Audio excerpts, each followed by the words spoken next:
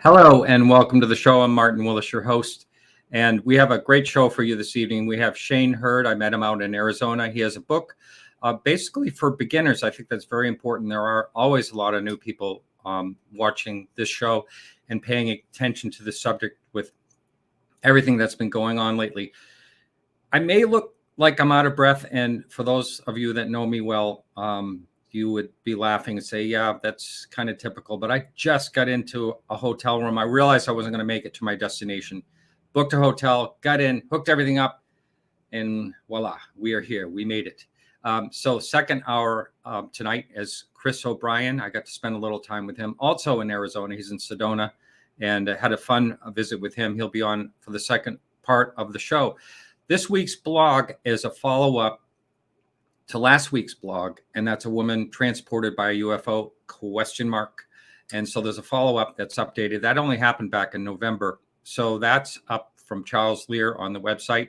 All our blogs are turned into audio blogs, and they're on the podcast stream. By the way, you can get this podcast if you're watching on YouTube or other places that we live stream on. You can also get the podcasts on anywhere you can get your other podcasts. We should be there. If we're not, let me know, so I'll get on a site that I'm unaware of. But so I want to thank everyone that helps out with the show, and anyone can do that. All you have to do is go over to podcastufo.com. There's a Patreon link over there. I was on Chris Lito's show the other day. That was a lot of fun. He's a great guy. He's the fighter pilot that was on this show that's doing a lot of great work with UFOs. So a shout out to Chris. And last week we had John Ramirez on. That's given me a lot of emails. He's an interesting person, to say the least. Also, if you haven't checked it out, please check out the UFO sighting that I have posted on my YouTube stream from last week. Albert, what's his last name? I forgot his last name. I'm sorry, but it's a great UFO sighting. One of the most intriguing UFO sightings I've ever heard, actually. So check that out on the YouTube live stream. A lot of people have already looked at it. I think it's up to 5,000 something hits already. So it's really, really interesting. So without further ado, whatever the heck ado means, I'm bringing in my guest. How you doing? Nice to see you, Shane. Shane, yeah, I think great to see you too, Martin. Yeah, well, you're a little blurry. So this good thing this is an audio podcast, but you look mysterious that way. So that's a good look for you. Yeah. So well, that's what I get living on the outskirts of town, right? Yeah, that's right. You're out in the desert, right? Are you out in the desert or just the outskirts? Mm-hmm. Yeah. So yeah. Shane, it was north of Phoenix. Yeah. It was a real pleasure meeting you out there in Arizona. You have a tremendous beard, by the way. That is one cool beard you got going there. But the show's not about beards. However, I have a podcaster that listens to the show that does a podcast on beards. That's what he does. That's pretty funny. So anyway, I want to find out what got you interested in the first place in the UFO topic, but eventually I would like to talk about Phoenix Lights and about your book as well. Okay.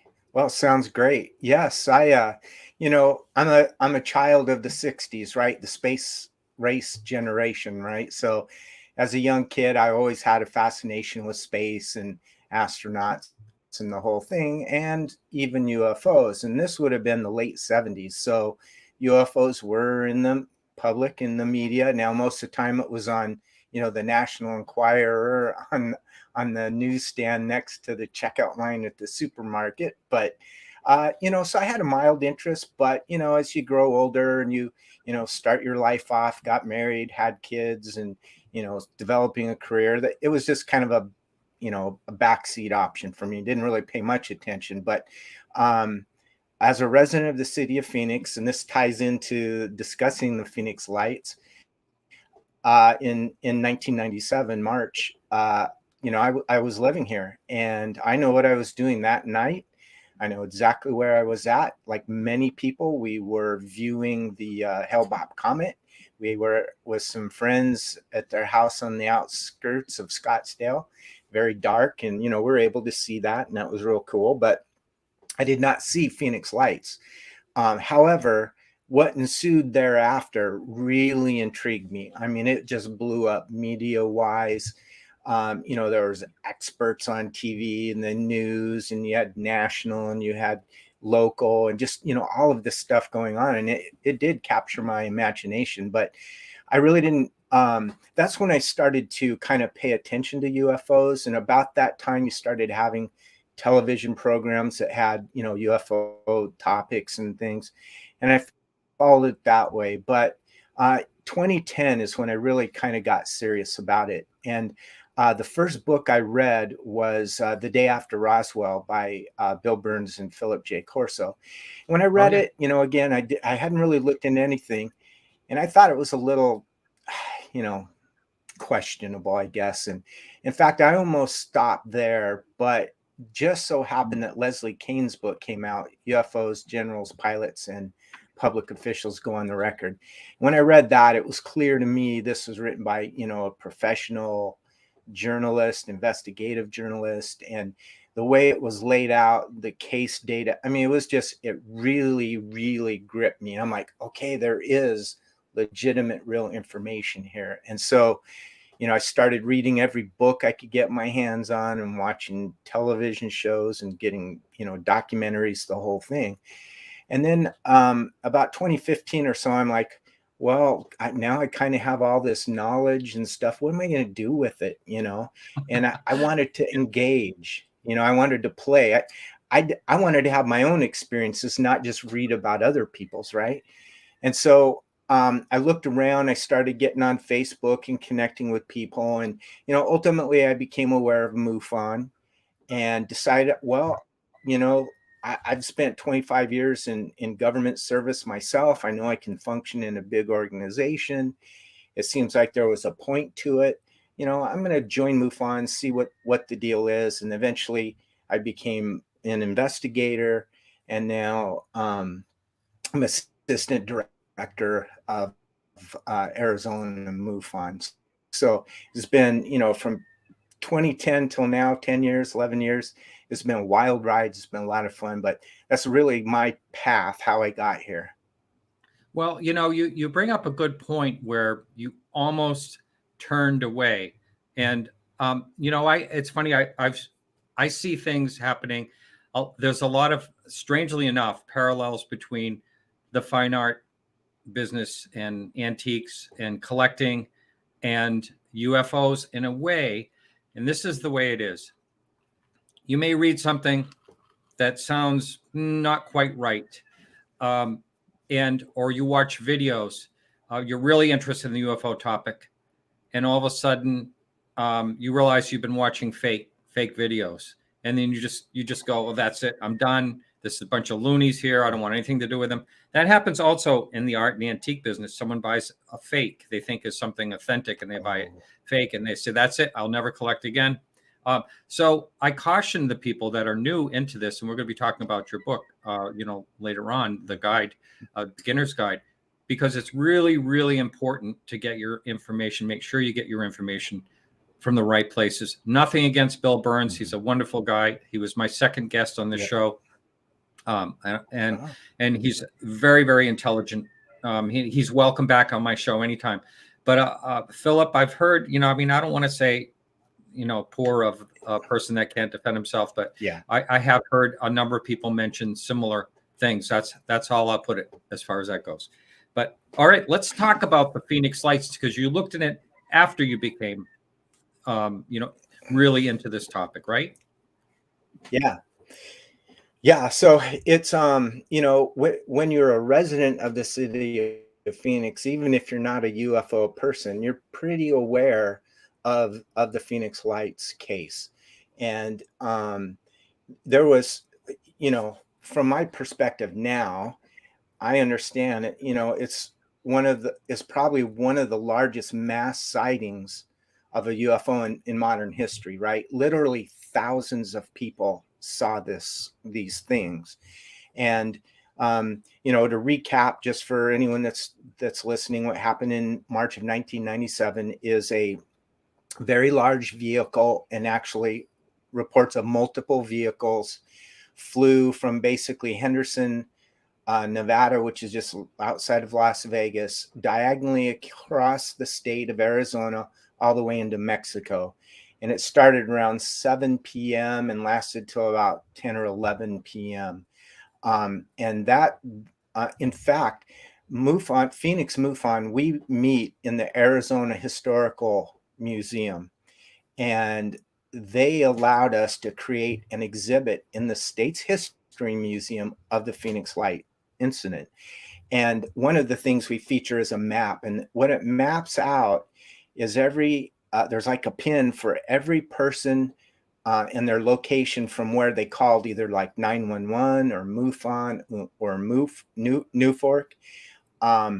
And you can physically plot the path of these UFOs by the phone calls and the timing and the reports of those who saw it, which I just think that's fascinating. I'm a GIS guy, a mapper, cartography. And so, that just, for me, that was really, really cool. But the data, which we always are starving for when it comes to UFOs. I mean, the data is there. It's meaningful. It's confirmed by multiple organizations, including law enforcement. So that's a very real thing. And as that craft passed over the state, again, Phoenix is like the 5th largest city in the nation. It was a parade. It was a show. It was a demonstration, and a lot of people saw that. And then the second piece to that was a series of lights that appeared over a mountain range southwest of Phoenix called the Estrellas, which in the Native American language, which that's taken as basically star mountains, right? And star people. So that's kind of an interesting little twist there to it. But that's the video that some people caught. And that's what the television news program put on. Of course, they're visual. Everyone wants to see a video. And there were really poor quality and few videos of the big crafts flying over. So that's the one that gets all the attention is that series of looks like 7, 6, 7, 8 lights in sort of a boomerang configuration. And it hovered there for a period of time. And so there's been much debate, the government claim, that was, airplanes dropping flares. And some people accept that. And then other people say, no, those weren't flares. It was something different. I'm not going to get caught up in the controversy of all that. But clearly something very unusual occurred. And that is confirmable by data. Now, some of the other stuff isn't confirmed, like, Luke Air Force Base scrambled a couple of pilots, F-16s, they fly out of there. And they apparently, got close to this thing and were so upset by it that when they landed, one of the pilots had to be helped out of the aircraft. And, things like that. Those are stories that aren't confirmed.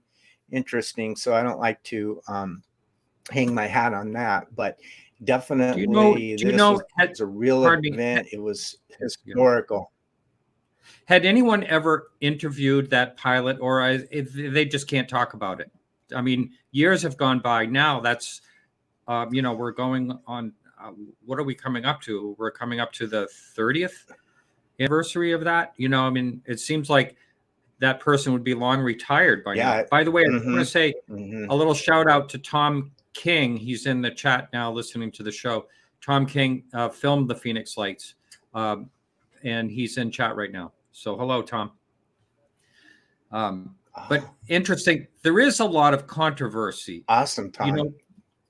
For instance, I've heard that, speaking of filming, the actual filming of the lights themselves, a lot of people saying, there's not a lot of that. It's mostly when they actually did shoot the flares off, that people caught that on film, but not so much on the craft itself. What do you know about that aspect of it? Mm-hmm. Yeah, I do know that there are actually a couple videos of the craft flying over. Again, you got to remember 1997, the technology, we were talking videotape, right? Those are video cassettes. Remember the big ones you'd set on your shoulder? Yeah. That was a technology at the time.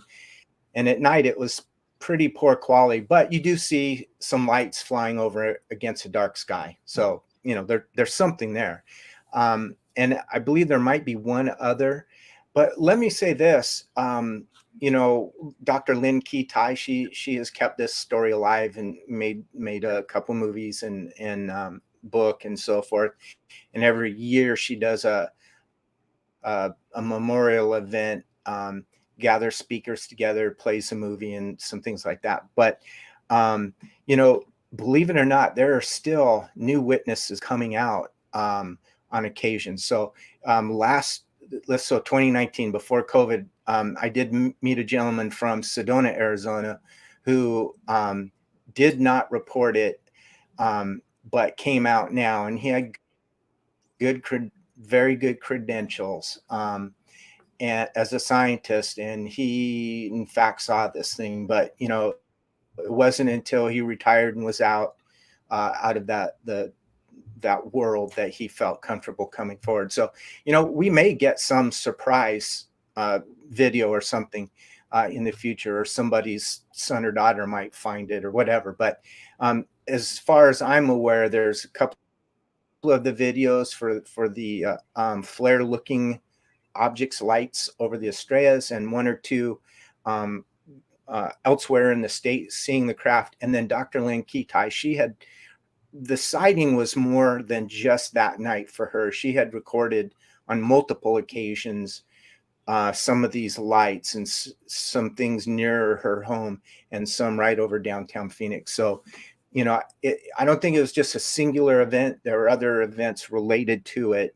And some of these things are still even occurring today. We get these reports of these strange lights, you know, even over downtown. So that's interesting. It's always fascinated me ever since I started doing the show and really looked into this topic, how something seems to repeat itself in a location. You know, if for instance, one of the theories are that they're extraterrestrial and they arrive here from elsewhere, and it's always puzzled me. Well, why is there a hotspot? Why would the same craft be seen over the same area over and over again? It doesn't really make any sense. I mean, of course, I'm trying to think in human terms. Maybe they have a different way of thinking, and you know, I don't even, you know, it's crazy stuff though, how it just keeps happening. So, so you think it is, we got a little bit of a lag, and I apologize to the listeners. So when I stop speaking, it takes a little while for you to hear me and all that. So when it comes to, you said that we may still someday get more information. Do you really feel that could happen? A lot of people will say, why are you talking about such an old case? You know, I get those emails all the time. I think because it's one of the amazing mass sightings that there have been. I mean, one of the probably the largest mass sighting anywhere in any time in our modern history, really.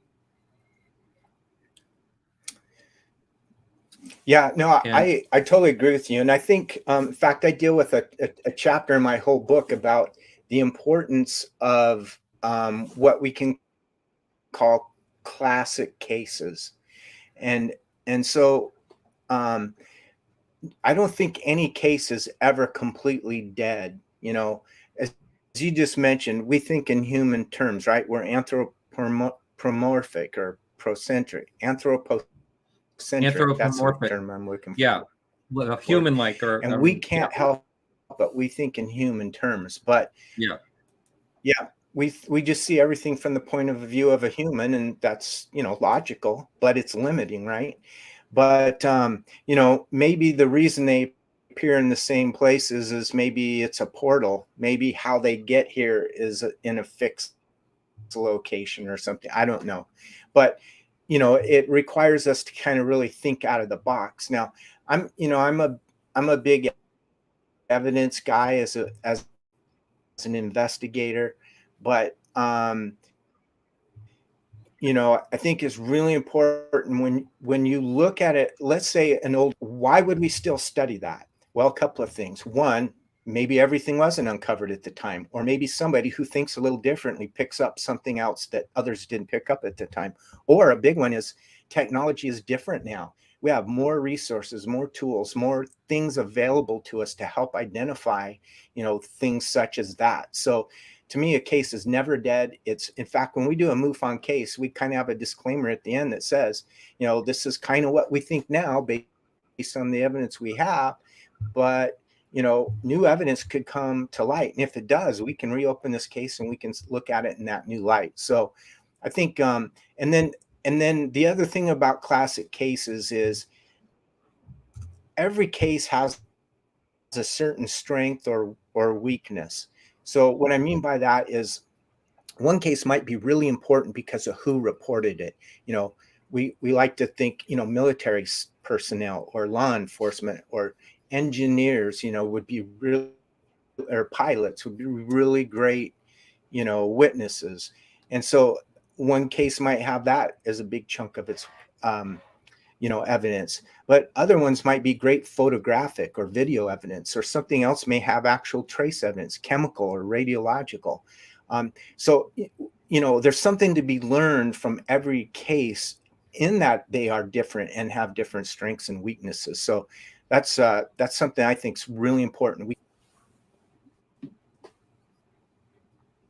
Yeah.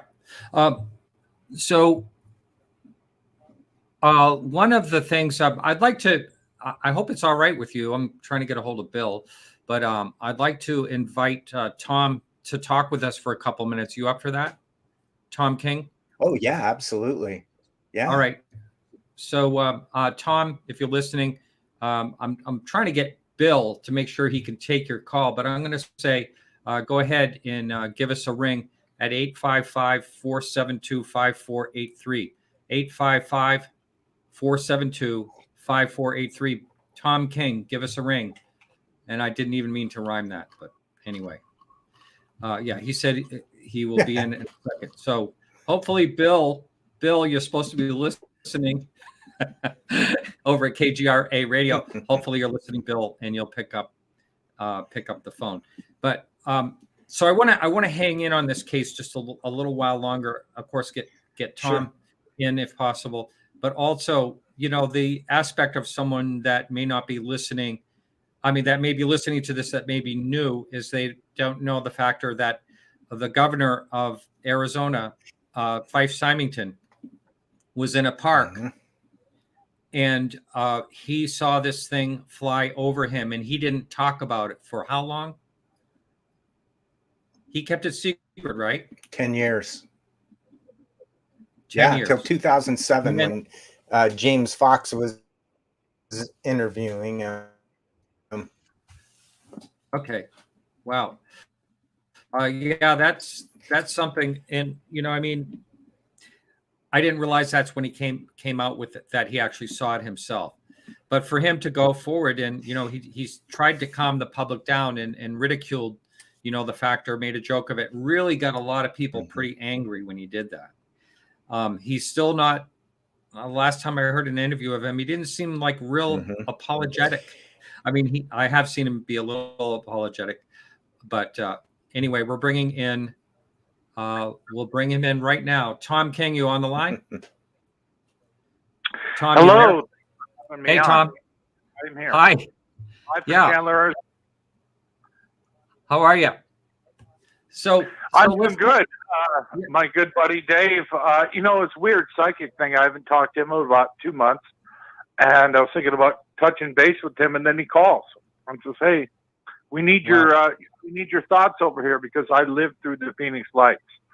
Videotaped them. I was one of the original investigators of it, along with Bill Hamilton, the late Dr. Michael Tanner, and Jim Delatesso, Richard Motzler, and then the other debunkers that did an investigation of our investigation." That's great. Thank you very much for calling in, and I do want to talk about this with the three of us. You and Shane. Shane's looked into it. He was there, of course. I don't know if you heard that part of it, how long you've been listening, but he was there when it happened, but not really into the topic. He did more looking into it afterward. But let's hear, if we can, a lot of people that are listening are new to the UFO world, but and I don't need to repeat exactly what happened, but if you can go into what your part of the investigation was and also your filming. And I understand by what you said in chat that things are still going on. I'd love to touch on that too. First of all, I came into this maybe 15, 20 minutes ago, and I listened to Shane's breakdown about that far in. And I have to say, don't disagree with anything that he was saying. His timeline of the thing coming down the state was pretty much in line with what I say. We can get into the fine details of all that too. And then the other event that happened at 10 o'clock, that was another event. The more you get into these different events, the more you go down this rabbit hole of how crazy of stuff was going on that night, because there were separate events, different things going on at 10 o'clock easily, multiple events just then. It's mind-boggling just knowing about what was going on that night, how many different events there were. As far as if you want to go in with Fife came out later. Let's go back to the beginning. What happened was I got a call, and I think March 12th, from kind of my protege, Bill Hamilton, who was this underground base UFO researcher that lived up in Paradise Valley, Arizona. And he had published a couple of books on underground bases and stuff, alien magic and stuff like that. He was like a big time guy back in the UFO 90s. And I was friends with him. He was a MUFON investigator.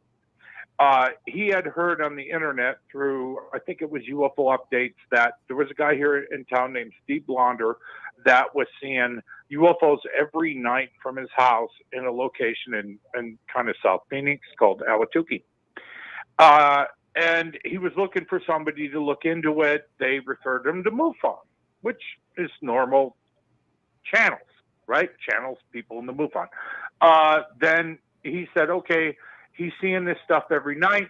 He says, Tom, get your gear. We're going to go check this guy out. He says there's UFOs there every night, right? This lines up what Dr. Lika Tai was seeing from her location, where she was filming stuff over in this area periodically and night by night.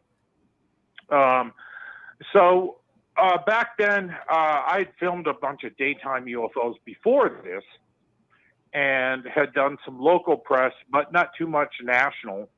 And Bill, I was kind of getting a little name for myself around the town as a hardcore sky watcher. And 25 years later, here we are. Huh. And Bill said, okay, get your gear. And then we said, oh, let's meet at Village Labs. Stephen Greer is in town. He needs to transfer some tapes because Village Labs had all this video transfer stuff and computers. So anyway, we went out, and then we went over to the Steve Blonder's house, and it was like a circus. We pulled up, and there were people running in and out of his house. I'm like, wow, this is weird. We felt like this was the UFO version of Ghostbusters or something, like we're either here to film something or debunk something, like a TV show, that deal. But we're guaranteed something's going to show up. And it did. So we come into the house, meet Steve. He says, you missed it. We're like, what? We missed it? And he goes, yeah, I recorded it again. So we go up in his house. We watch his footage. Almost all of it's out of footage. It's all online. It's all linked up on my YouTube channel. It's all there historically. But most of it's out of focus, like 90% is. So I don't want to be an asshole in his house and tell him his shit's out of focus. So I'm like, where are you filming this from? So he takes us out on the balcony. And he's like, I'm usually over here. And he goes, there's one. He points it out. And we see it. And me and Bill go, damn, that ain't normal. What's that? Something weird and orange that don't belong. And it's south of town, right? It's not on the military range. The goddamn thing's over Casa Grande. Whatever it was, the orange light. So I go down, run to the trunk and get out this huge bag of gear, and we go up telescope, camera, all this stuff, and a tripod. And anyway, I got a system for me and a system for a buddy. So everybody tries to record. I'm the only one who records, so I record this orb south of town. Bill's camera malfunctions, or we would have had another video of that. Steve Blonder's camera malfunctions, or we would have had malfunctions. Battery dead. Do you guys need to talk, or am I talking too long? No, nope. This is good. The battery thing is something you hear all the time. You know, the battery's just dying. We're going to go like another not more than 10 minutes though, because we got to get into Shane's book that he wrote. So, but we'll talk another 5 or 10 minutes or something like that. Okay, I'll wrap it up.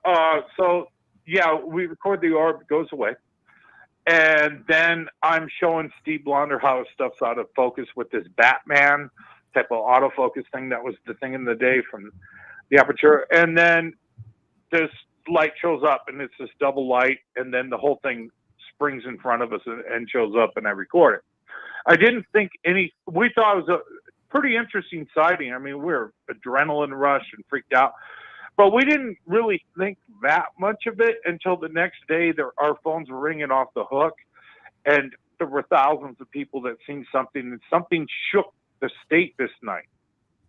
I mean, it was a UFO sighting that placed this whole event that night on the map forever.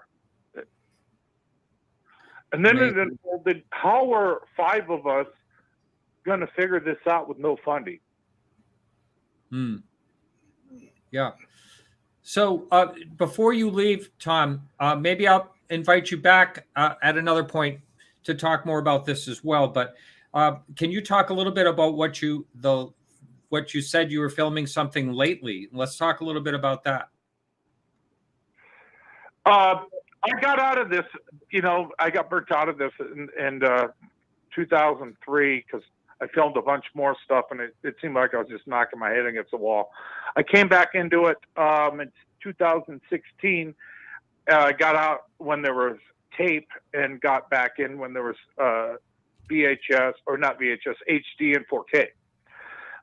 Now what I'm doing is I'm running surveillance cameras on the top of my house 24 hours a day in 4K. I also use the stuff like the P1000, a thermal camera, a couple of night vision cameras, and I'm sky watching out of the back of my yard as hard as I was when I was 25 years old. And I've networked out with more people doing the same thing, where we're basically I don't want to, this is a bad term, poor man's UAPX, or your regular man's UAPX, just your regular guy working on his garage doing his version of UAPX as another version. So when UAPX comes out with their report and Galileo comes out with theirs, us different networked underground people in the UFO hotspots come out with ours. So that's what I'm doing now. That's where I came from the Phoenix Lights, and I've arced over to here. Excellent. Well, hey, Tom, I really appreciate you calling in. That was great. It added a lot to the show, and I really appreciate that. Thanks for having me, man. I really appreciate it. I'm a pretty recluse guy. I'm hard to talk to, hard to get along with. I'm kind of like Bob Lazar. I talk to a few people, but not. I keep close friends, very close, but not a lot of friends. I get it. I totally get it. But you guys look like you're doing a great show. So I'll spectator out, and thanks for having me. All right, Tom. Take care. All right. I don't know if there's anything you want to add to that at all. Great to meet you, Tom. Yeah. If you want to add anything to that, Shane, or you want to move on to talking about your book. No. I really don't have anything to add other than it's very cool to hear that there are other people out there doing that kind of a thing. And, the power of the grassroots and stuff. And, when these governments reports come out and stuff, it'd be great to compare the data and just see, who's being truly transparent. Yeah, we can be hopeful for that. Yeah, that would be nice. I mean, there seems to be a lot of forward motion happening, and which is kind of exciting. So I think it could be on the right track. And I do understand what Tom was talking about. I've heard about people getting like burnt out. You know, they're really into this and they get burnt out. You know, and the feeling of knocking your head against the wall. Maybe people are not paying attention, and this is good stuff, and it's you know, talked down or ridiculed or whatever it is happening. It's not an easy thing to hang in and work hard at. So No, and I we have certainly appreciate, you know, standing on the shoulders of these kinds of guys that, you know, they're all getting older and there needs to be a new, not that I'm young, but, you know, there needs to be a new generation of people to come up and take this kind of stuff over. So, I mean, I really appreciate the likes of Tom and others like that. And, you know, I think it's incredibly valuable. So I do appreciate that. Yeah. Yeah. Yeah. And I know, as I mentioned earlier, there's a really big lag between us. So when I stop for this silence, it's going to be a long silence, but I'm going to ask you to talk about your book and what made you decide to write that book.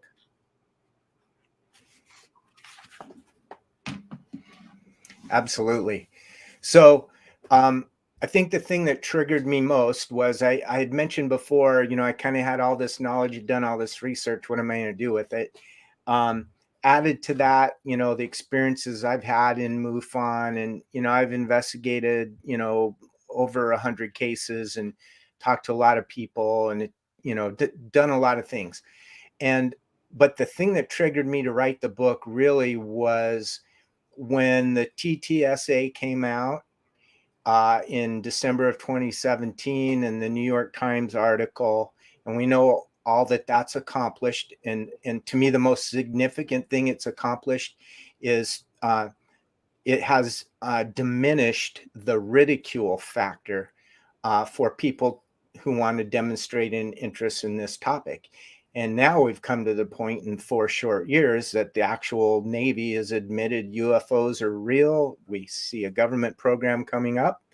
And my thought was, look, wow, there's a bunch of old guys, you know, who have been involved with researching UFOs for a long time, and tough guys, you know, took the ridicule and all that. But, you know, they're getting older and they're passing on. And, you know, we need a younger generation of people to kind of pick up this mantle. And to me, the release of that taboo has triggered an onslaught of newly interested people, young generation, my generation. And it's so for me, I know that when I first came into this, like my experience with the Roswell book, I didn't have anything to measure that against, you know what I'm saying?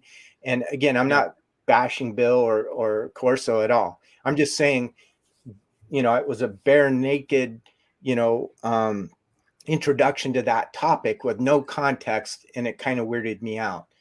Okay, but now, you know, I've got context, so I look at that book differently. But to me, what I wanted to do was help people that are newly interested to get into the topic without falling down the crazy rabbit holes that can be there. You know, I devote a chapter to what I call the wheat and chaff of ufology, which is, you know, the good information and the bad information. We can talk more about that. But the concept behind the book is, you know, unidentified aerial phenomena, and people are now getting familiar with that term instead of UFO, and a beginner's guide to researching.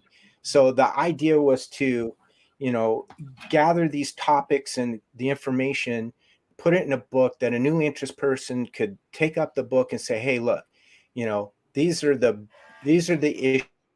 issues in ufology.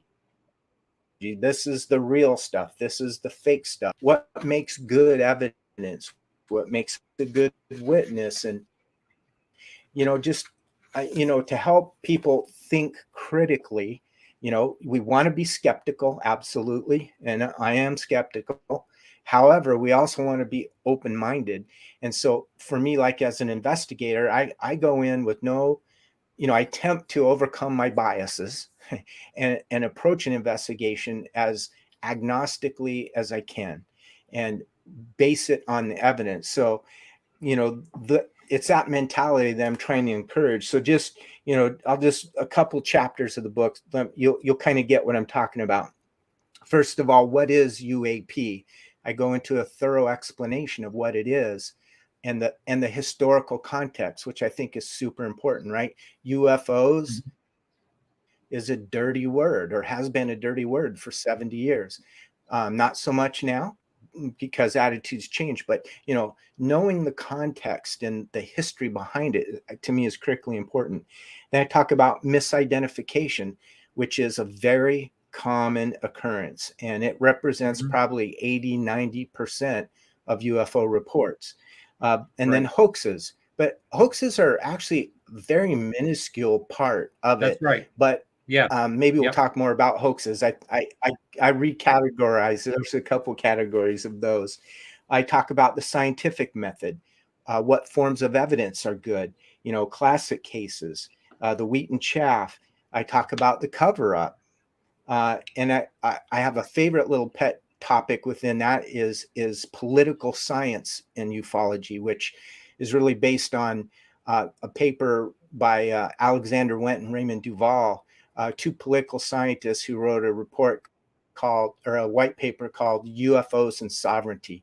Absolutely brilliant. It changed the way I saw everything. It was fantastic. And then ultimately following the evidence, which is what we want to be able to do.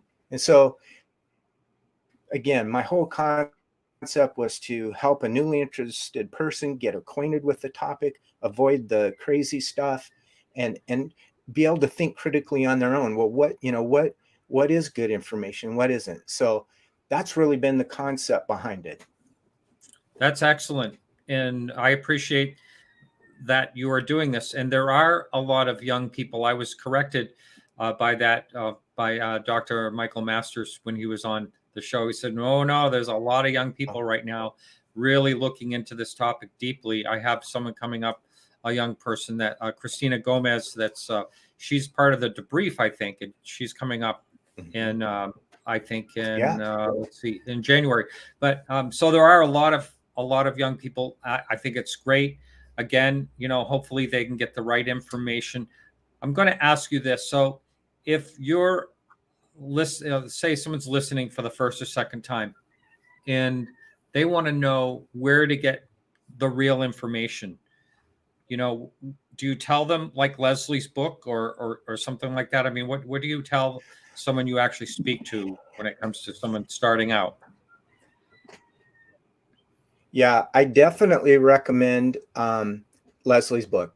First and foremost, read that. Absolutely.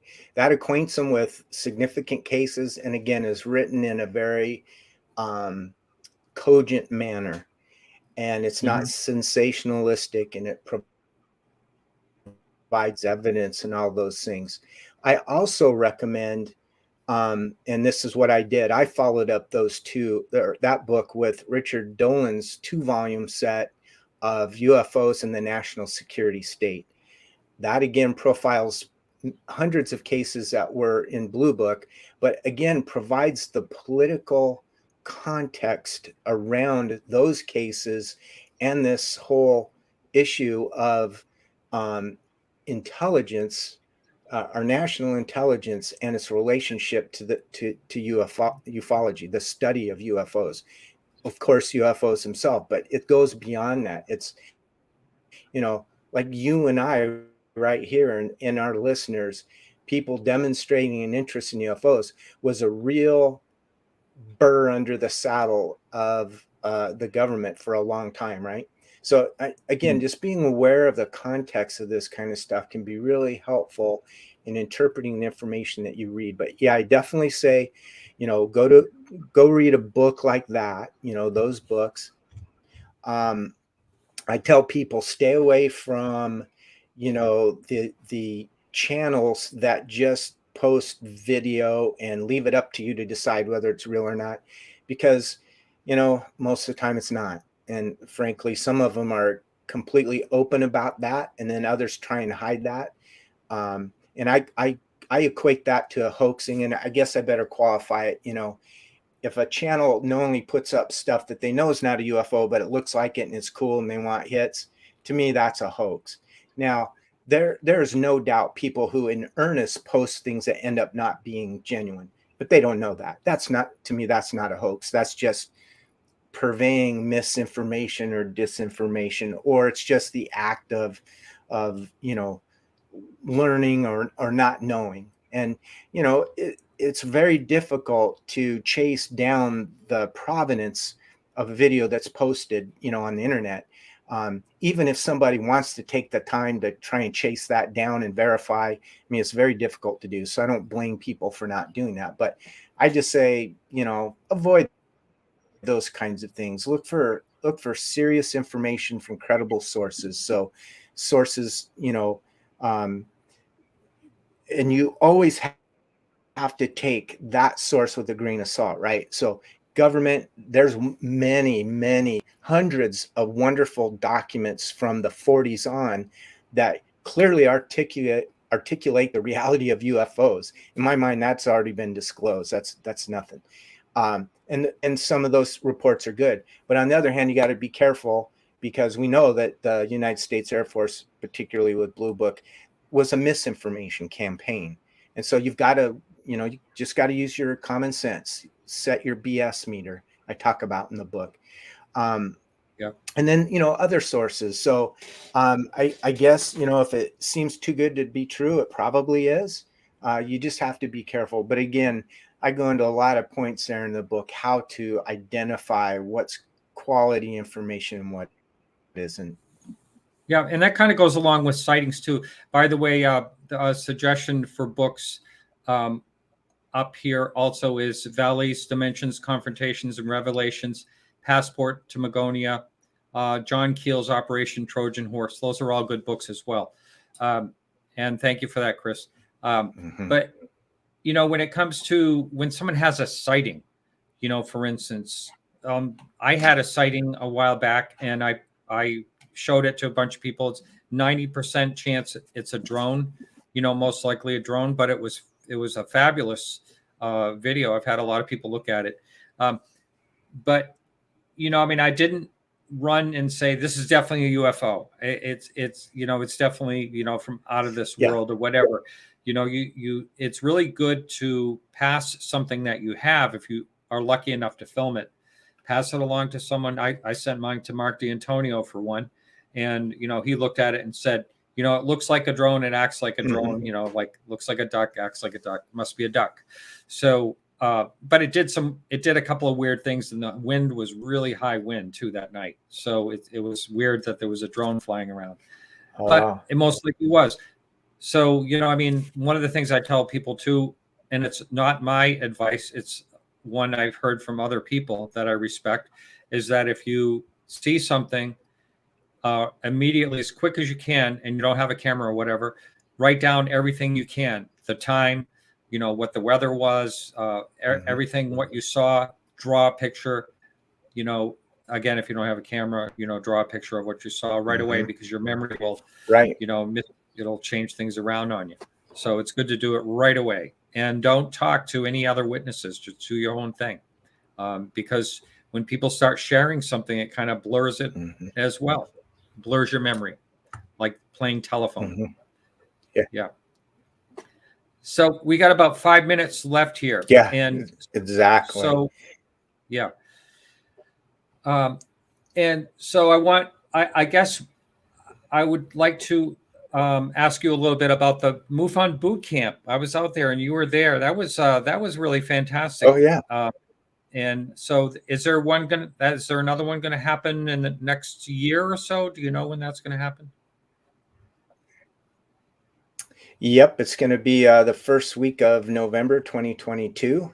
It will be our fourth year in a row on the boot camp. Glad you were there. That was very cool. It was, great to have you there, as well as we had some folks from Vice TV. They came and In fact, That's I right. just posted an article on that, the other day about their experience there at the boot camp. And so what we do is we offer about 40 seats to anybody that would like to attend. And it's over a 2-day weekend type thing. We do a half day in the classroom and then half day out in the field. And we talk about topics like, interviewing skills, which is taught by 2 police officers who are also MUFON investigators. We talk about how to actually do cases and go through our case management system. We talk about some extraordinary cases and what makes the case extraordinary, the type of data that there is.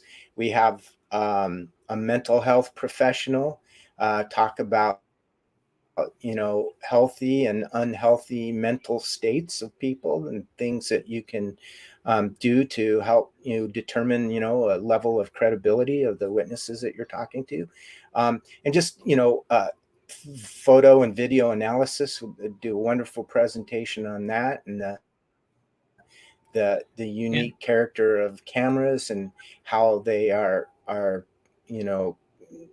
wrought with frailties that can create images that are confounding, but they're just camera artifacts, things like that. But just very useful tools, very specific stuff. And then in the field, we've had training by 2 federal officers, law enforcement, known as the Navajo Rangers, who have literally had thousands of hours of investigation. But these 2 gentlemen are some of the most awesome people you ever meet, and their experiences are unbelievable. They are actually known as the Paranormal Rangers, and it was their job to investigate paranormal cases within the Native American community, and they've got stories that just blow your mind, absolutely blow your mind. So, but they also teach us how to, forensically process a crash site. I mean, who gets that kind of training? Awesome. Yeah. Speaking of that, that's a good segue into me saying that next week's guest is John Dover, one of the Navajo Rangers. He'll be on right here next week. Oh, yeah. Mm-hmm. Excellent. Oh, well, sweet. I think, that should be great. He's awesome. Why don't you give the name of your book? I did put the book in the link to the text for this show. So the name of the book, and it's on Amazon, right? Okay. Yep. It's Unidentified Aerial Phenomena, a beginner's guide to researching UFOs, with an awesome introduction, my good friend Jason McClellan. So just type in my name or the name of the book and find it there. Excellent. All right, Shane. Well, thank you so much. It's been a real pleasure talking to you tonight. And next time you come on, we'll have to take care of that lag so we don't have that anymore. But anyway, thanks. I really appreciate it. All right, everyone. So hang in there. Sounds we'll good. Be right Thanks back. so much for having me, Martin. Yep. Thank you. All right. All right, everyone. So we'll be right back right after these messages. And for those of you watching it live stream, it's just music for 3 minutes. I'll be back.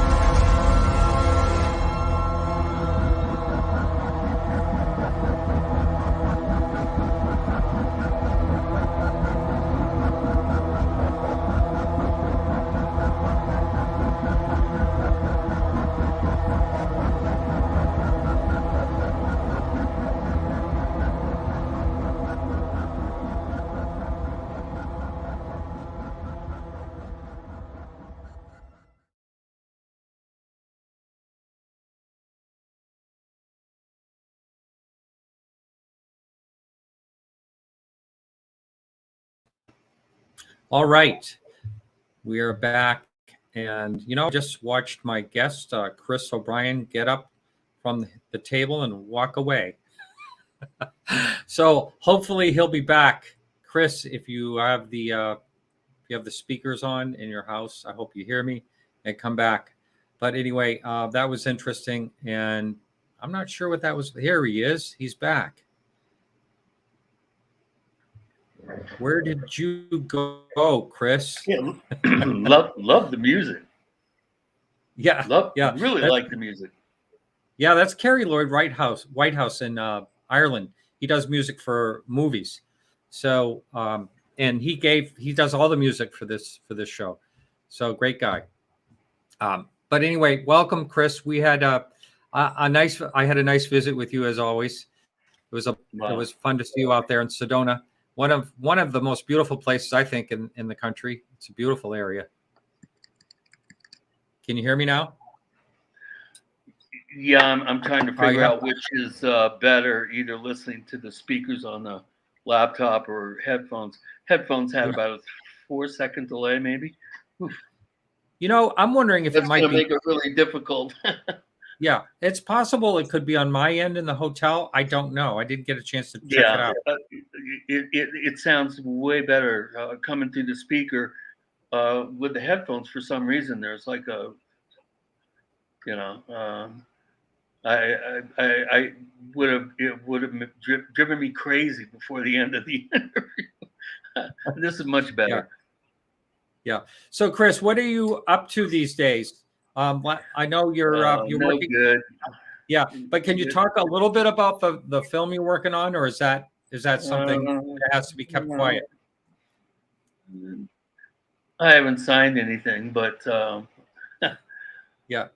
Let's put it this way: it's I've worked with Ron James on and off for almost 20 years. I met him here in Sedona, which is where I'm currently talking to you from. I met him here back in 2004 when he volunteered to videotape a little mini conference I was having featuring Barbara and Dennis Tedlock, who are eminent Mayan scholars. And Dennis was the one that actually did the English translation of the Popol Vuh, which is the only surviving book really about, from the Maya world.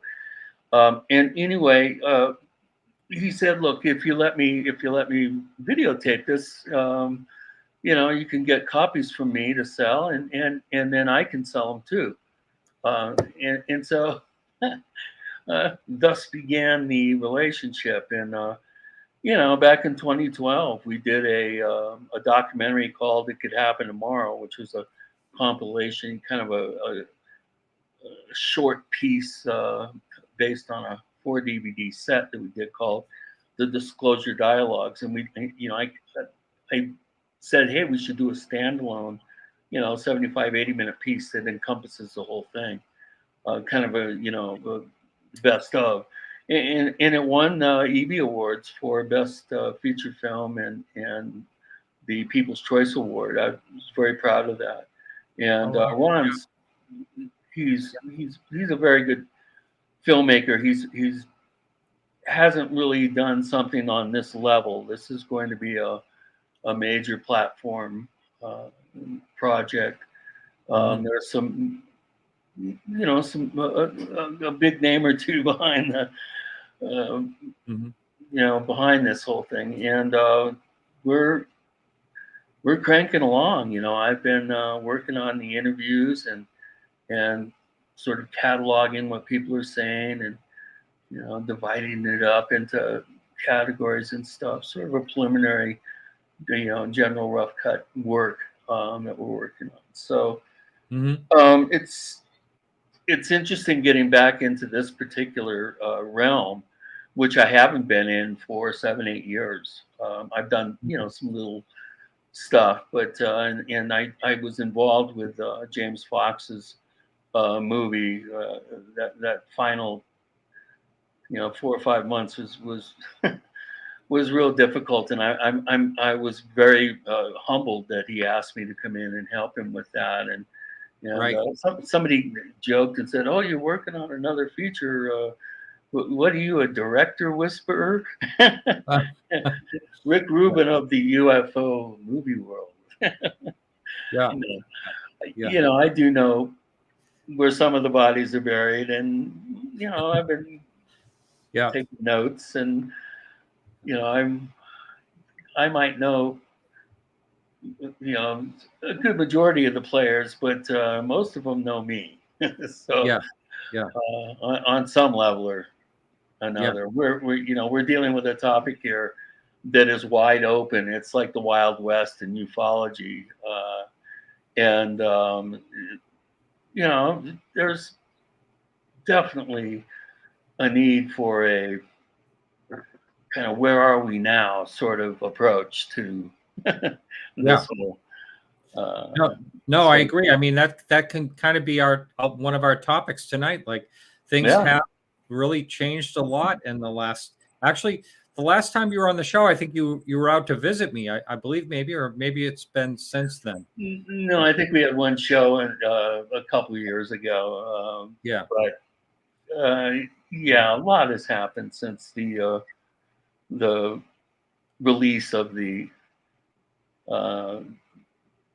permission for those New York Times articles to go out. Whatever machinations went on behind the scenes on that, and of course they had to eat some crow because of the erroneous attribution of ATEP's responsibilities to OSAP, and I mean there were some problems there, as there are with any programmed release of information. This is all obviously part of a a program of the next generation going to the Cold Warrior, daddies. Hey, you've been retired now for 20 years. We'll take care of it from here. And they know they've got to get ahead of the issue. God forbid something happens, somebody back engineers something, or something shows up unannounced and doesn't give them any opportunity to put a spin on it. I mean, they realize that when you really think about it, the governments of the world do not appear to be ready for some arrival, let's say, or some discovery, an announcement about Antarctica, something on the backside of the moon. All these things it's all coming to a head. So I think that the powers that be have a real understanding of their need to start to control the narrative a little, and rebrand the whole thing so it's palatable to the surviving baby boomer scientists and stuff and government people. UAP, it sounds very nebulous. There's no, it's a phenomenon. Instead of an object, it's a phenomenon. George Carlin would be going nuts right now. Yeah, he was really good with. I mean, I could just see. But I could hear in my head his routine on this, and I've been accused of being a bit droll and dismissive and mealy mouthing people and things and places and situations, and but I feel like I'm a trickster in this whole thing, and I really feel again that what a better time for this type of tricksterish atmosphere to be created than the years around Donald Trump. I mean, is there something in the air, Martin? What's going on here, man? Are we? Yeah. See, you mentioned that, and the lights went out. See what happened? Hey, someone posted this question here. Are you familiar with the Edward cigar in Salida, 1995? Yeah.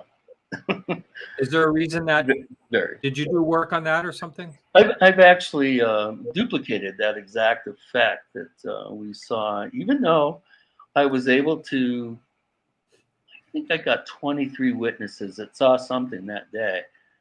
But then I've also been able to duplicate that just by accident. I saw a spider web, a long spider web that was slowly drifting in the breeze, backlit by the sun, which was blocked by the roof edge of my house, just like the Edwards footage.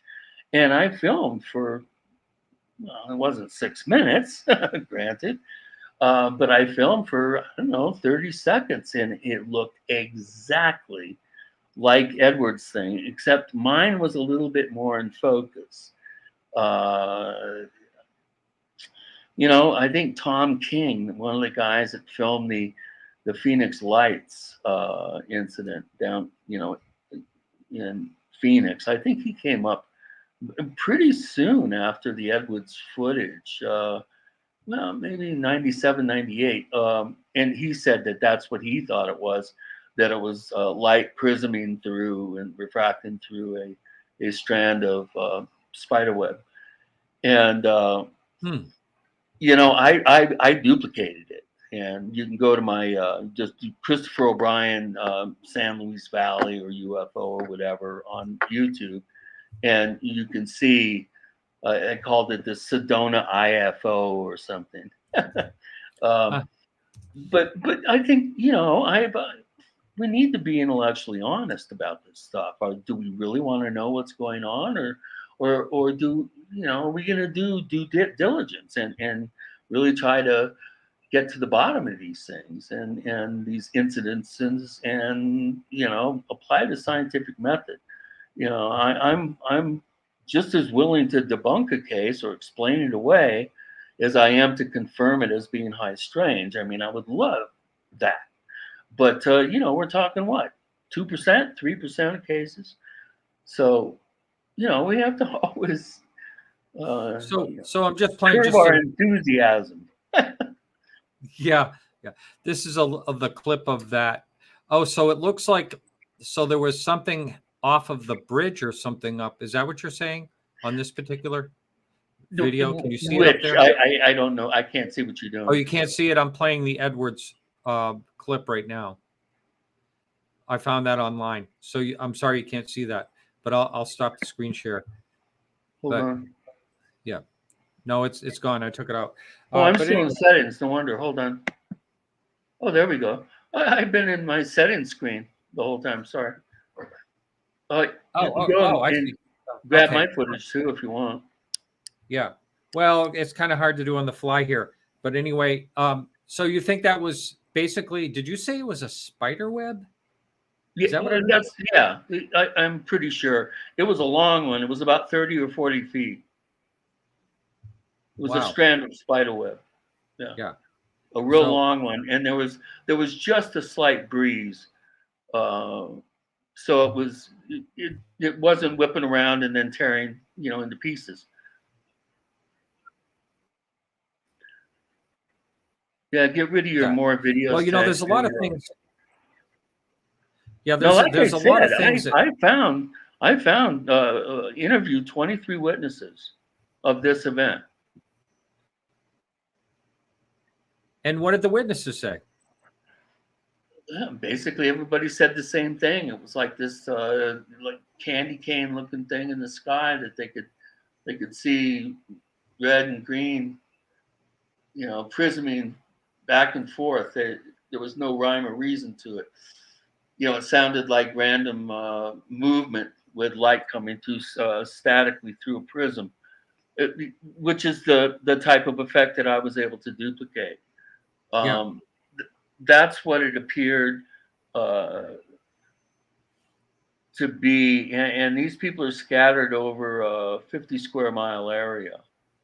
So it was definitely a big object and it was way up there. But why does it duplicate something that you could see right there in your backyard that's only 50 feet from you or 40 feet from you, you know? that's where this whole thing of consciousness and you know, it's the involvement of the observer. It's not so much what's being experienced that's important.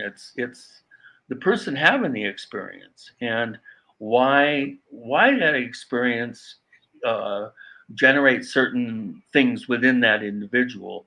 And this is, you know, that subject is way more complicated than you know, nuts and bolts craft flying around. You know, this is something that is infinitely talented in terms of enfolding their agenda effortlessly into what we think is our agenda.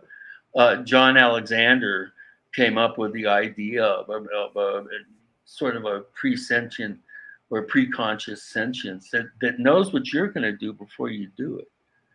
And when you get into those kinds of realms where you know, what is cause, what is effect, or it gets tricky, you know. And well, how does something like that, Chris, work when there's like a lot of people seeing the same thing? You know, how does that work? That's a very good question. I had the famous Stephen Greer event. 18 people were there, including Greer and a dear friend who was his managing director. The original managing director for CSETI was Sherry Adamek, a very close friend of mine. And they were in the grotto at Zapata Falls, this sacred site up in the Sangres in San Luis Valley. And they were surrounded by a golden light. And Stephen and Sherry had stayed back in the grotto. Everybody else was leaving. And so the people that were closest to them, yeah, they reported they saw a light come down on them. Nobody saw the alien ETs, that all different types that were talking to Stephen. Sherry didn't see that. She heard Stephen talk. She could see he was talking to something, but she didn't see what. You know, there was nothing there according to her. And then, you know, the rest of the 9-10 people that I interviewed,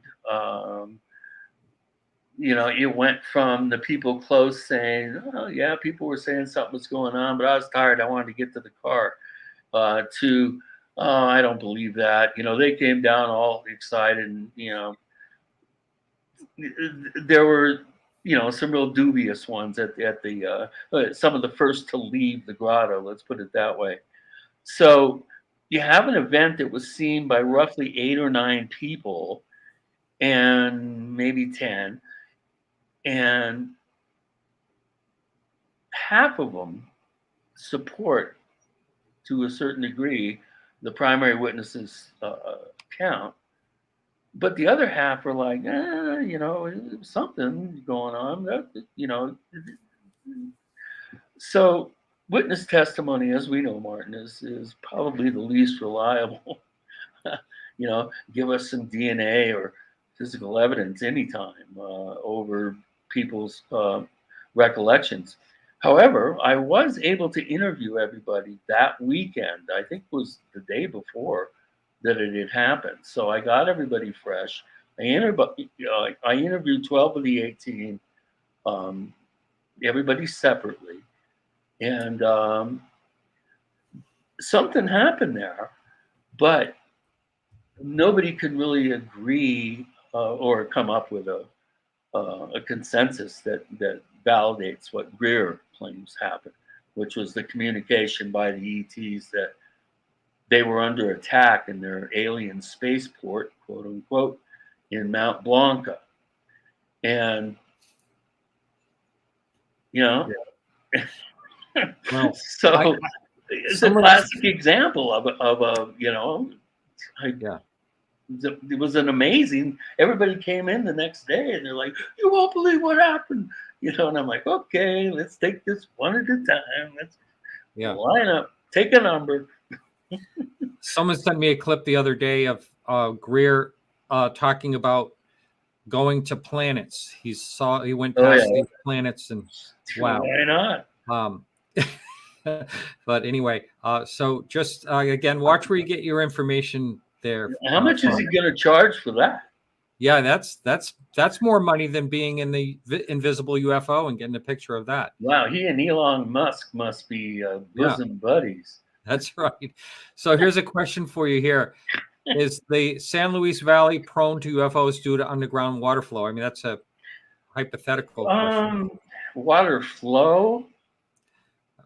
Is there like special water flow there? Is there like aqueducts and things like that? I one mean, of the largest high altitude aquifers, aquifers in the world. Yeah. It's definitely the largest in North America, or at least in the 48 contiguous states. But water flow, now that's interesting because the water really doesn't flow. It kind of slowly moves through, I'm sure. The aquifer goes down tens of thousands of feet. It's like America's water tank. You go into a little town, they have the water tank with the name of the town on it. Yeah. That's what the San Luis Valley is for North America. In fact, the amount of water that's there, if it's properly treated, could supply, Phoenix, Albuquerque, Mexico City, LA, with the infrastructure. All the places that desperately need water. Yeah, exactly. The entire parts Southwest. Now that's going on the assumption that you can empty all that water out and then refill it, which was the Grand Canal scheme that was Maurice Strong wanted to convert the tip of Hudson Bay into a freshwater, saltwater to a freshwater converter, and then with the help of 5 nuclear reactors, divert 5 rivers down from Canada to go up to the San Luis Valley and refill the aquifer and keep shooting it downstream out of the valley, but then recharging it from water that's naturally desalinated from Canada. Believe it or not, we had maps and engineering reports and stuff, feasibility studies that we uncovered. Nobody ever found out about it. The Grand Canal scheme, it would have dwarfed the Great Wall of China in terms of man's accomplishments on the face of the earth. Wow. Speaking of technology, what about have you gone anywhere with the unit there that you created, the UFO? No, I didn't create any units. Ron Olch, my engineer and partner, he's a computer scientist. He's an inventor. He worked for Disney. He's had some really cool jobs. He's very, very bright, and he has designed a software system that allows a user with up to 6 cameras or 6 sensors, opticals, one, that coordinates the actions of all these different sensors. So you could have 3 optical cameras that are operating, talking to each other over the internet, and the software allows them to all focus their, if something happens, if an event triggers, the software then goes into record mode, and all the cameras will take the coordinate data that's from GPS and Google Earth, Google Maps, and it'll point the cameras at that particular event. They will then be able to, the closest camera will zoom in. If you have a multi-sensor data acquisition unit or MSDAU, then you can also turn on magnetometers, accelerometers, gravitometers to look for changes in the Earth's gravity, to look for changes in the magnetic field. There's a full band frequency spectrum analyzer on there too that's going to be sweeping through the frequencies to see what they can pick up. Ultimately we want active radar and really good, super sophisticated PZM microphones to pick up extremely low frequencies, acoustic frequencies. So Yeah. Well, you know, Although we've got customized systems that are available for, like, you know, the cost of off the shelf, basically.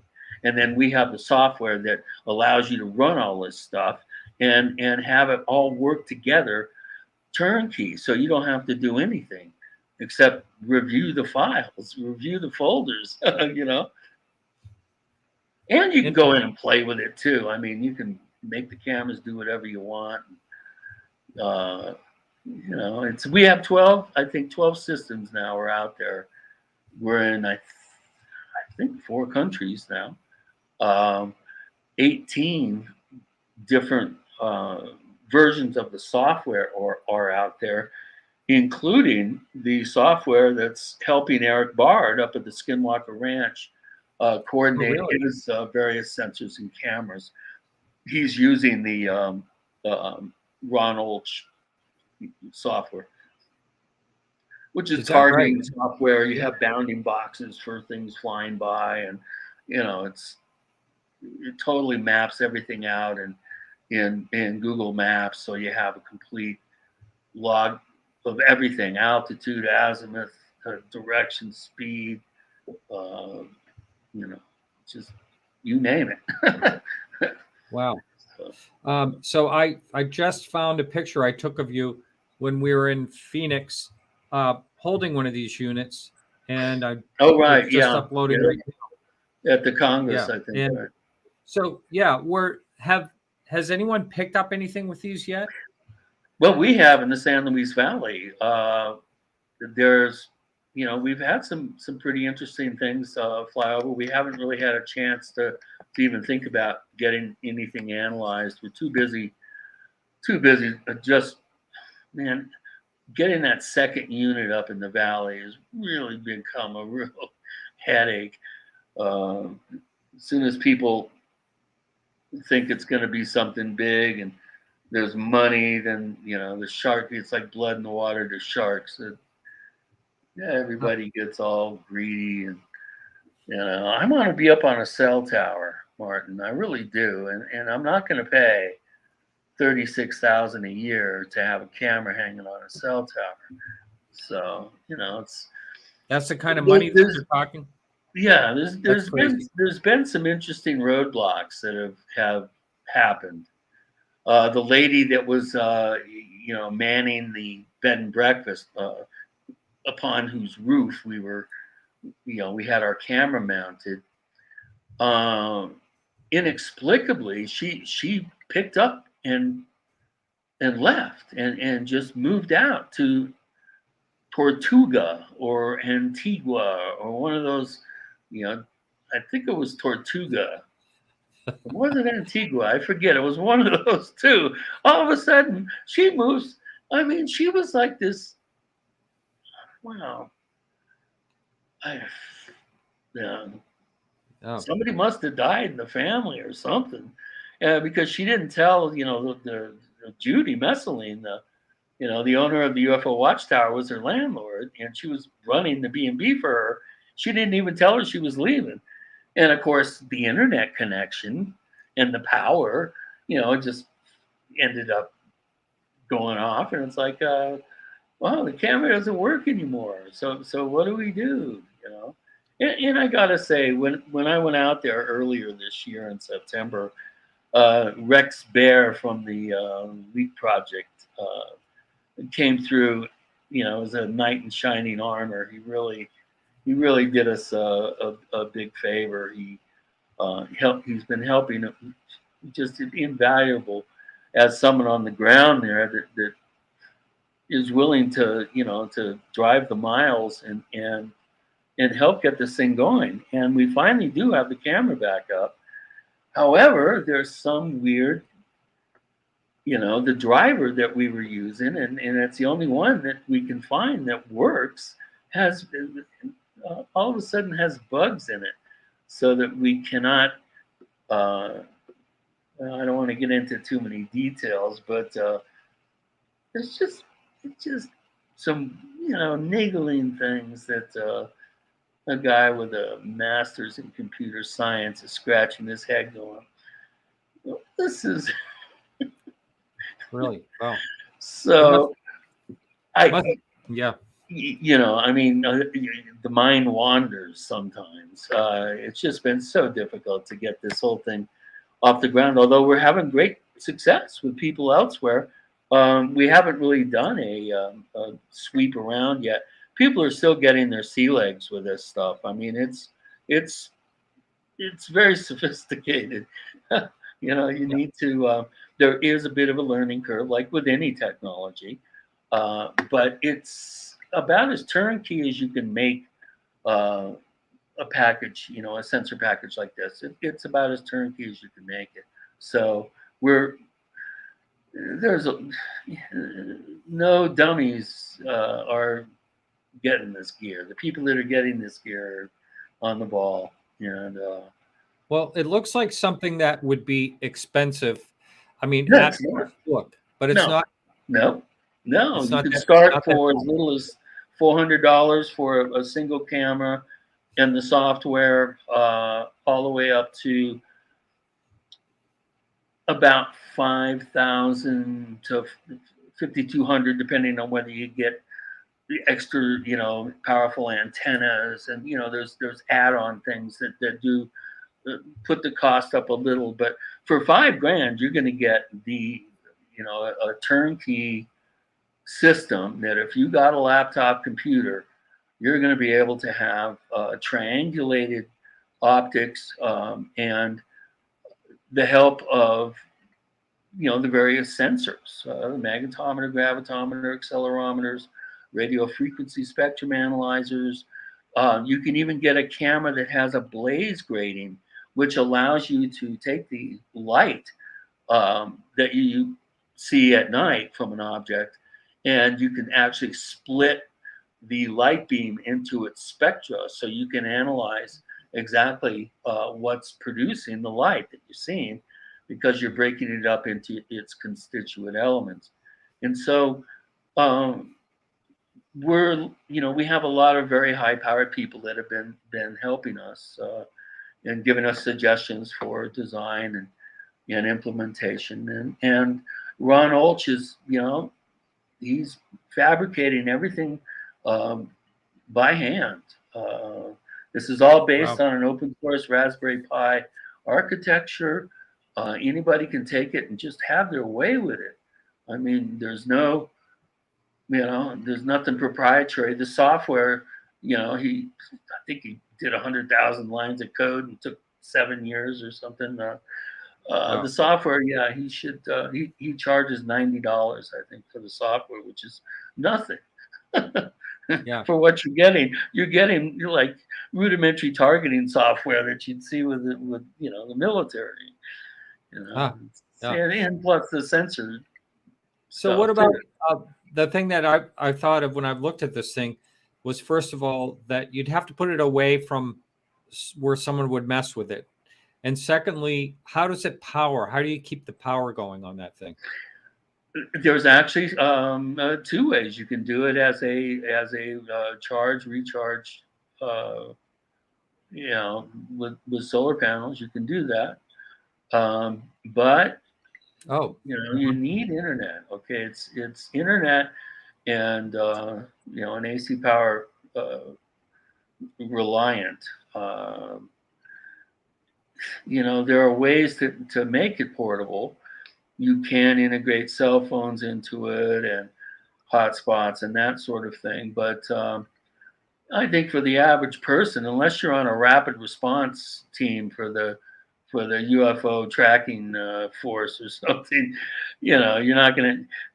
Who's going to have a satellite phone that's going to be able to hook up to the internet? This thing is, you know, it's basically reliant, like I said, on the internet and the availability of power. Now, the camera itself and the unit can be supplied power over a simple Ethernet connection, which is also going to be taking the internet signal and transceiving.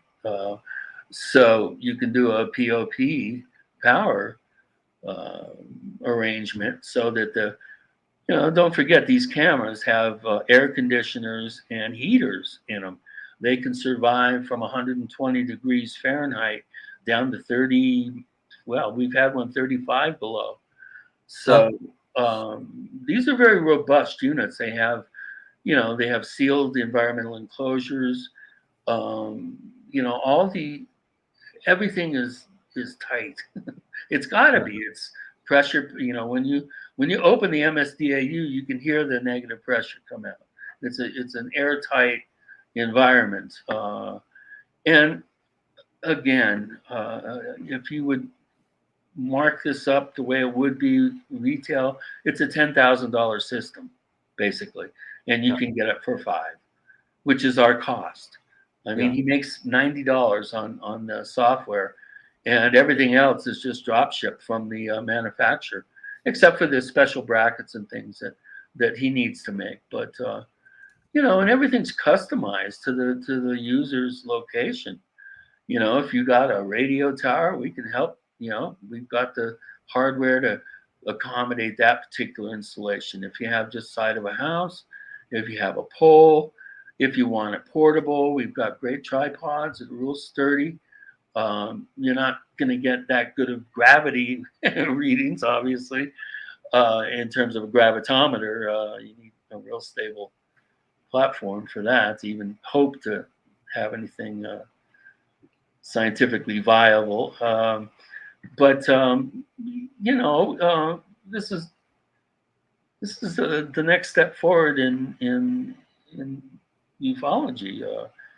I tell people, please don't call me a ufologist, and they say, well, what do you mean? You're doing all this stuff, and I said, look, I'm interested in a lot of things. Okay, ufology is one of them, and if I was a ufologist, I'd be working on UFODAP. And since nobody else is, I guess I got to do it, So I'm so sad that we lost our third partner, Wayne Hollenbeck. He was the soul behind the whole effort. He really drove it through the lean years. He and I worked together on the UFO camera project for 12 years, and then we met Ron and dovetailed our efforts for the last 5 years now. So this is like a 16-year process. Yeah. Interesting. Well, thank you for all that. So that question that came up is the area. I do want to talk about that area between Colorado and New Mexico border. Still active as ever? Yeah, there's stuff going on all the time there. It's just that for most people, it's not that big of a deal. So because we're used to it, right? Yeah, it's like being in New York City and almost seeing a bicycle messenger getting hit by a car. It's like, whoa, check that out. But you're not gonna go home and go, honey, you wouldn't believe what I saw today. A bicycle messenger almost got hit by a bus. You're not gonna do that. And if you see some silver thing fly by in the valley, it's like, oh man, there goes one of those. So, wow. That's why the whole database thing, and it doesn't work in areas that are have a predominance of activity, hotspot areas that people become numb to it, they become inured to it to a certain degree. Obviously, real spectacular events are gonna, like all the stuff that was going on there in the 90s and the 60s and the mid 70s. I mean, there were numerous newspaper articles and magazine stories and regional coverage of the events that were going on there and elsewhere in the Rocky Mountains and especially Colorado. So, you talked about Judy Mesling's UFO watchtower. Right. Is that in that area? Is that right there? People have asked me, what do you think of the UFO watchtower? And I said, well, it's not something that I'd build. But if I was going to build one, I would build it right there. She's got a front row seat to the hottest hotspot in North America. Do you know? Yeah. Do you know if that people are spotting things from that tower? Yeah. She claims about 300 people since she opened. I think it would be way more than that. Just on that road that goes, north to south across her property. It's the gun barrel. It's 60 miles, as straight as an arrow. It's Highway 17. On that stretch of road going that 60 miles, I've got to have at least 25, 30 sightings in my sighting log, just from people driving on that road. I personally have had half a dozen sightings, because that's the only way to get to Crestone if you're south and on the east side of the valley. And I was gigging, I was driving around at all hours of the night, coming home from gigs at 2:33 in the morning, and it's just, I broke down once. Actually, I had one of the most riveting sighting I've ever seen was when I was walking well below zero in these cowboy boots and wondering if I'm going to freeze to death. And I heard this crackling sound, and I kind of felt a glow, and I looked up, and this green fireball, huge, bigger than a full moon. And it was at least 15 miles away, because it went all the way from south to north up the Sangre de Cristos with a short little tail. And it lit up the mountains with this kind of sick greenish color, skimmed right over the mountaintops. And I'm looking at 100 miles that it traveled. And wow, not very fast. I mean, it was doing maybe 300-400 miles an hour, maybe. Mm-hmm. A little bit more, less subsonic. Relatively slow. Yeah. But lighting up the tops, because the mountains had snow on them, and so the green was, it was turning the mountaintops green as it went up. It's kind of hard to argue with that. Yeah. Now, if we had UFODAP, would have caught the entire transit of that object. Yeah, would have been captured on those cameras. Right. And green is one of the colors. We talked earlier about orange. The orange orbs that people are seeing, and a lot of orange lights and stuff like that. But green is another one. It's funny, you don't hear a lot, especially in the Southwest. Yeah. I was just on Chris Lito's show and talked about a pilot that he was somewhere going a long haul in an F-16, I think it was, years ago. And he said that a green orb followed him for like 300 miles, Wow. Which is pretty amazing. Man, I love he would not be on. He was a deadheading captain on American Airlines, and I couldn't get him to talk on my show. He said, nope. I said, all right, you won't be on video, and you can, you don't have to say your name. I just want to hear you tell the story. And he goes, nope, won't do it. He's just afraid of his job, and unfortunately. Oh my God. Well, these guys, it's all changing. Yeah, it's I not, think so. Yeah, it doesn't have the stigma. Last 3 years have really, I never thought I knew I'd see it happen if I was lucky, but I never expected it, I always hoped for it, but, and I kind of knew that I'd see it, but I this newfound acceptance of the subject is for a lot of, I think a lot of people, I can say this for, there's a certain feeling of being redeemed a little bit, and being validated, because ufological nerds have never gotten any respect. Yeah. Let me tell you, when I was living in Manhattan for 10 years, New York for 12, I can probably count the number of times I had a conversation about this stuff with a stranger. Yeah. Probably on one hand, I can, of course, with my buddies, they knew I was crazy. I was taking them on trips to try to see the Hudson Valley triangles and stuff. And I had friends that saw it, and we were chasing around after it. Every time we go out, it wouldn't be there. Next day, they'd be there. And, I hated it. And they hated it too, because they would, no, I don't want to do that again, man. We just sat around for 3 hours and nothing happened. It's like fishing. You Yeah. know, Yeah. when you're in your early 20s, that's Yeah. Yeah. it's rough. So I think it's funny when I came here to the hotel, I said, how's your internet? And the girl at the front desk said, it's okay. I said, is there a place in the hotel that's better than another? And she goes, why do you need internet for any particular reason? I said, well, yeah, I'm doing a live show. She goes, oh, really? What are you doing a live show on? And I wasn't embarrassed to say UFOs. And she goes, oh, Exactly. that's cool. Exactly. But I've been like, I've kept that quiet a lot in, in my professional world and stuff like that. And, but I'm not feeling that pressure like I did. So I think I think that kind of frees it up it's like the water lifting all boats up, as they say, I mean, exactly.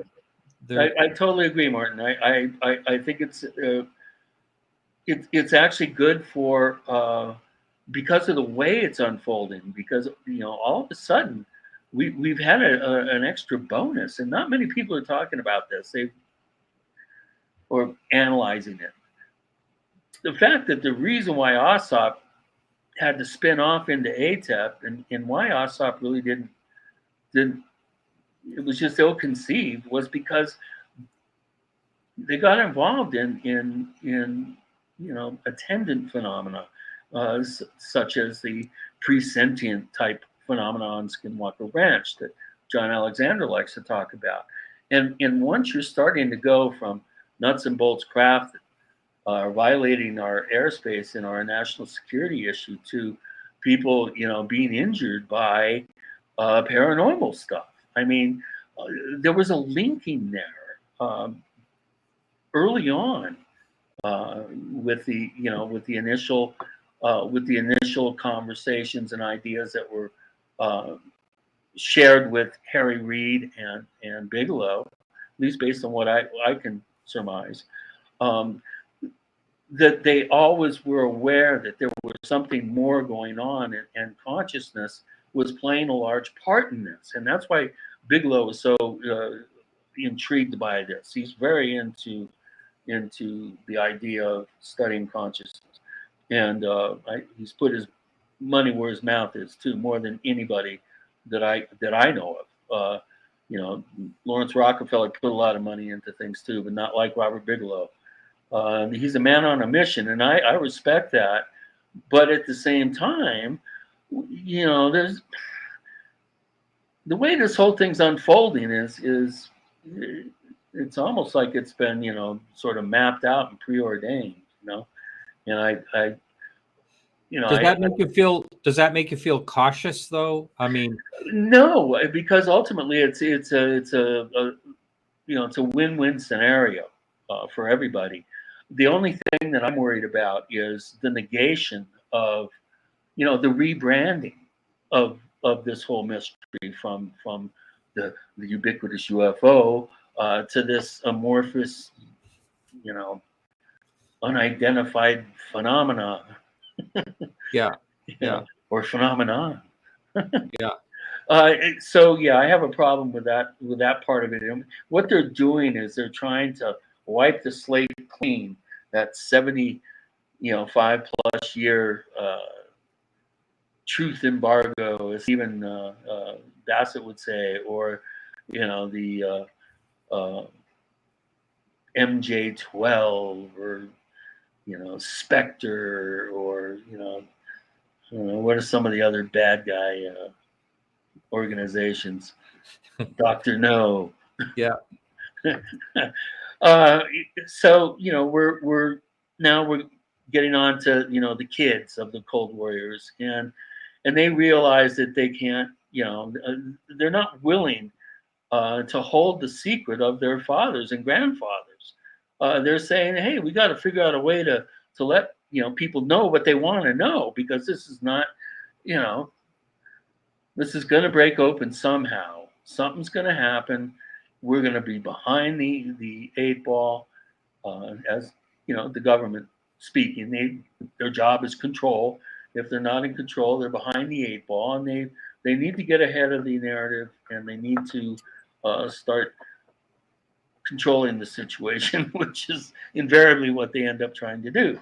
So even though that's the case, this recent amendment, the Kirsten Gilbert